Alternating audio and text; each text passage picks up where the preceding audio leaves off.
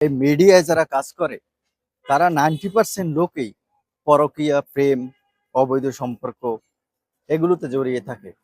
এই এক আলভিকে দোষ দিয়ে আর কি হবে? মিডিয়া জগতের 90% লোকেই এইসব কাজে জড়িত। এখন কারোটা প্রকাশ পায়, কারোটা প্রকাশ পায় না, এটা হচ্ছে বিষয়। তবে আমরা তো দেখি সোশ্যাল মিডিয়ায়, তো এগুলো দেখি। এই যে দেখেন রবি চৌধুরী কি বলছে ডলি শান্তনির সাথে সম্পর্ক নিয়ে। তিনি বলছেন যে ডলি শান্তনি এক ড্রাইভারকে মানে প্রেম করতো, বা এক ডলি শান্তনি এক ড্রাইভারের সাথে পরকীয়া করতো, যিনি নাকি তাদের গাড়ি চালাতো কোরিয়া থাকাকালীন সেই সময়। এরপরে নাকি তার সত্যতা প্রমাণ পায়, এরপরে তাকে ডিভোর্স দেয়। তো এই হচ্ছে মানে মিডিয়া জগৎ।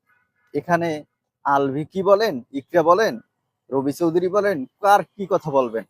এরকম যদি আপনি খোঁজ নেন, দেখবেন হাজার হাজার শত শত মিডিয়ায় এরকম অবৈধ কাজে পরকীয়ায় জড়িত।